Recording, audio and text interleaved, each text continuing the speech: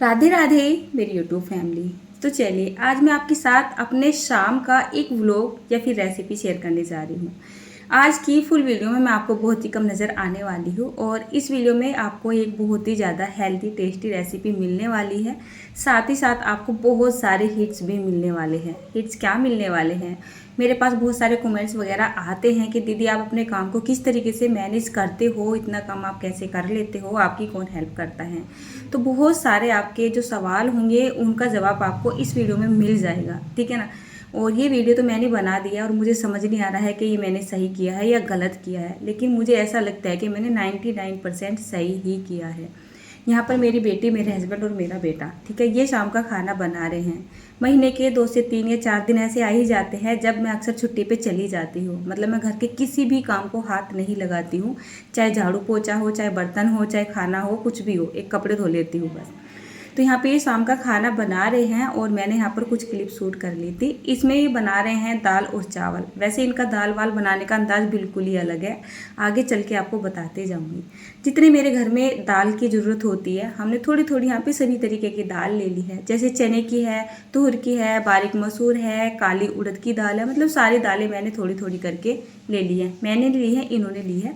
बहुत अच्छे से इनको धो दिया है और इनको ना शाम में काम की बहुत जल्दी होती है। मतलब सुबह शाम में ये बहुत ही ज़्यादा बिजी होते हैं क्योंकि इनको पूजा भी करनी होती है। तो दाल को धो धा के इन्होंने लगभग यहाँ पे 7 गुना पानी डाल के रख दिया था और अभी इसका ढक्कन लगाना नहीं था हमें, ठीक है ना। और इन्होंने जल्दबाजी में लगा दिया, वो भी उल्टा सीधा सा। एक और भी बात है, यहाँ पे कुछ रेसिपी भी शूट करनी है जिनको मेरे हस्बैंड ही शूट करेंगे, तो उसकी तैयारी भी साथ ही साथ चल रही है। देखिए मैं यहाँ पे किसी भी चीज़ को हाथ नहीं लगाऊंगी और मेरा काम कंटिन्यू चलता रहता है। मतलब वीडियो की शूटिंग भी होती है और मेरे जो घर का काम होता है, कोई भी काम रुकता नहीं है। यहाँ पर हमने 3 से 4 वीडियो भी शूट की थी। मतलब दाल चूल्हे पे चढ़ा दी थी और बस मैं कैमरे पे खड़ी हुई थी। बाकी जितनी भी रेसिपी शूट हुई है यहाँ पर ये मेरे हस्बैंड ने ही की है और सारी रेसिपियाँ बिल्कुल नंबर 1 है। इनकी रेसिपियाँ होती है बहुत ज़्यादा हेल्दी और बहुत ही ज़्यादा सिंपल अधिकतर। मतलब ये हेल्थ के मामले में या खाने पीने के मामले में बहुत साधारण और बहुत ज़्यादा सतर्क भी है। ये नहीं चाहते मैं अपने बच्चों को कुछ ऐसा दूँ कि उनकी हेल्थ पे, उनकी सेहत पे कोई मतलब गलत असर पड़े। वैसे मेरी भी यही कोशिश रहती है, आपने देखा है। अब शाम का टाइम हो रहा है, मेरे बच्चे क्या है, जैसे छुट्टियाँ पड़ रही है, या मैं तो 12 महीने की बात बोलती हूँ, मेरे बच्चे कभी दहलीज के बाहर नहीं जाते हैं खेलने के लिए। मतलब किसी के साथ भी खेलना पसंद नहीं करते, दोनों बच्चे घर में ही खेलते हैं। कारण ये है कि इनके साथ में कभी कभी हम भी खेलते रहते हैं, कभी कभी नहीं, हर रोज़। घर में थोड़ा बहुत ये सामान भी फैलाते हैं तो कोई बात नहीं, फैलाने देते हैं, इतना ज़्यादा हम इन पर मतलब प्रेशर नहीं बांधते हैं। और साथ में मिलके ये बच्चे काम भी करवा लेते हैं। तो इससे क्या होता है, बच्चे मेरे बाहर नहीं जाते हैं, घर में कुछ हम इनके साथ खेल लेते हैं, कुछ इनको खुरापाती भी करने देते हैं जो कि हमारी देख रेख में रहता है। तो बच्चे ना खुश रहते हैं। अब मैंने बोला शाम का टाइम हो रहा है, मेरे हस्बैंड बना रहे हैं खाना और यहाँ पर पूजा की तैयारी भी शुरू हो चुकी है।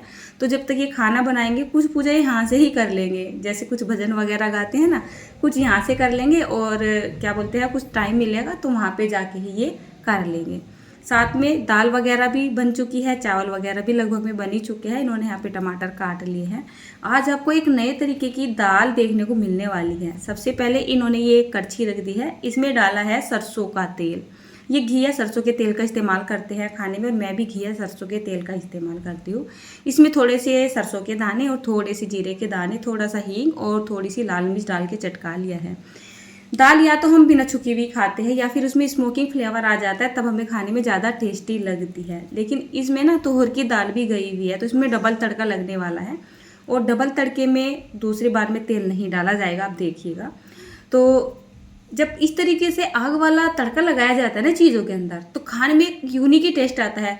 आप बोलते हो ना, कभी कभी क्या होता है, होटल रेस्टोरेंट का स्वाद ही अलग होता है, कोई स्वाद नहीं होता है, वहाँ पे स्मोकिंग तड़का ज़्यादा लगाया जाता है, इसी वजह से खाना ज़्यादा टेस्टी होता है। ये नया पैन है, सबसे पहले इसकी चिट उतार दी गई है, उसके बाद इसको धो लिया गया और अब इसको आंच पे चढ़ा दिया गया है। एक साइड में मेरे हस्बैंड यहाँ पर हींग भिगो रहे हैं। ये कभी भी हींग को पहले डालना पसंद नहीं करते हैं, बोलते हैं हींग को ना पानी में भिगो के रख दो थोड़ी सी देर के लिए, उसके बाद डालना चाहिए। तो सब्जी में, दाल में, कढ़ी में, जिस चीज़ में डाल हो तो उसमें एक यूनिक ही टेस्ट आता है। दाल में दूसरे तड़के की तैयारी शुरू हो गई है। जैसे यहाँ पे पैन हल्का सा गर्म हुआ है, लगभग बस 1 छोटा चम्मच या फिर आधा चम्मच के जितना जीरे के दाने ऐसे ही भून लिए गए हैं। जी हाँ, ये इसी तरीके से दाल को ज़्यादा बनाते हैं। या तो बिल्कुल हम उबाल के खाते हैं या बिल्कुल मतलब स्मोकिंग तड़के वाली दाल बनाई जाती है हमारे यहाँ पे। लेकिन इसमें टमाटर भी डाले जाएंगे। टमाटर किस वजह से? एक तो हमने मूंग की दाल डाली है, एक हमने तुअर की दाल भी डाली है, यानी अरहर की दाल भी डाली है। उन दोनों का जो टेस्ट होता है ना, थोड़ा सा कसैलापन या थोड़ा सा तलकपन सा आता है, जो कि उसमें हल्का सा तड़का लगा दिया जाए तो खाने में टेस्ट बन जाता है। चलिए, इन्होंने यहाँ पे टमाटर डाल के हल्का सा, बहुत हल्का सा नमक डाल के उनको गला लिया था। और दाल देखिए, अगर आपकी दाल थोड़ी सी गाढ़ी हो ना, जैसे आप पसंद नहीं करते हो, तो आप दाल में पानी ना डाल के ना टमाटरों में पानी एडजस्ट कर सकते हैं, या कर ही लेना चाहिए। कच्चा पानी नहीं डालना चाहिए दाल के अंदर। थोड़ा सा इन्होंने पुदीना, मेरे पास सूखा हुआ रखा था तो वो क्रश करके डाल दिया है, बहुत अच्छा टेस्ट आता है। अब ये पैन छोटा है, इसमें पूरी पूरी दाल आएगी नहीं, तो इन्होंने क्या किया है, उठा के ऐसी थोड़ी सी दाल इस तड़के के अंदर डाल दी है और थोड़ा सा इसको मिक्स कर दिया है। अब देखिए, ये छोटी छोटी मिस्टेक तो होती रहती है। जब बर्तन छोटा पड़ जाता है और खाने पीने की हम चीज़ें बनाते हैं तो वो थोड़ी बहुत बिखरी जाती है। हर जगह बिखरती है, मुझसे भी बिखरती है, तो कोई टेंशन नहीं है। खासकर मुझे तो है नहीं, क्योंकि मुझे तो कुछ साफ़ नहीं करना है, साफ़ तो इन्हीं को करना है। तो दाल देखिए, मेरे घर में ज़्यादा करके थोड़ी गाढ़ी ही दाल खाई जाती है। हालांकि इसे थोड़ी सी पतली सी बन सकती थी, लेकिन ऐसी दाल भी अच्छी लगती है खाने में। चलिए, दाल तैयार हो चुकी है। इस टाइम मैं घर में नहीं हूँ, मैं जा चुकी हूँ बाहर, मतलब मुझे कुछ काम आ गया था और मैं चली गई थी प्लॉट पे अपने जेठानी के यहाँ पे। और मैंने आके देखा तो मेरे हस्बैंड ने, मतलब बहुत सारे बर्तन भी हो चुके थे, क्योंकि 3 रेसिपी अभी शूट हुई थी। साथ में हमारे चाय वाय के बर्तन भी रखे हुए थे, साथ में खाना बन रहा था, तो वो बर्तन भी हो ही रहे थे, जैसे हो जाते छोटे मोटे चाकू वगैरह। तो इन्होंने सारे के सारे साफ़ कर दिए और सारे के सारे अपनी अपनी जगह लगा दिए। मेरा कोई भी काम फैलता नहीं है, मतलब मेरे करने ना करने से कोई फ़र्क नहीं पड़ने वाला है। 4 दिन तक मैं बिल्कुल छुट्टी पे रहूँगी। 4 दिन तक मेरे हस्बैंड और मेरे दोनों बच्चे काम करेंगे, तीसरा आदमी कोई घर का काम नहीं करेगा।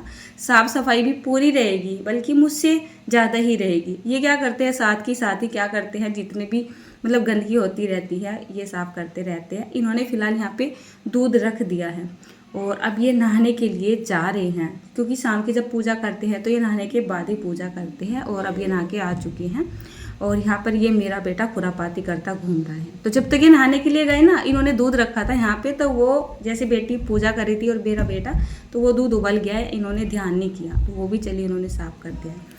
अच्छा, मैं आपको एक बात बताने जा रही हूँ। अब इतना सारा काम मेरे हस्बैंड कर लेते हैं, तो इसका ये मतलब नहीं है कि ये बिल्कुल फ्री रहते हैं। नहीं, ये बिल्कुल भी फ्री नहीं रहते हैं, बल्कि ये मुझसे भी ज़्यादा बिजी रहते हैं। ये गुड़गांव में लॉजिस्टिक कंपनी में काम करते हैं और कोई छोटे लेवल पे काम नहीं करते हैं, बहुत बड़े लेवल पे काम करते हैं। ठीक है ना, मतलब अच्छे खासे स्टाफ में ये हेड हैं अपने यहाँ पे। और ऐसा भी नहीं है कि 10-20 हज़ार की ये नौकरी करते हैं, अच्छी खासी तनख्वाह ले लेते हैं, ऐसी बात ही नहीं है। और सबसे बड़ी बात ये है कि ये 4 साल हो चुके हैं ना कोरोना को आओ, जब से ये घर से ही काम कर रहे हैं। काम करने की जो इनका मतलब तरीका है, या मतलब काम करने की जो जिम्मेदारी होती है, कुछ इस तरीके से निभाते हैं ये, कि 10 से 12 साल इनको हो चुके हैं जॉब करते करते।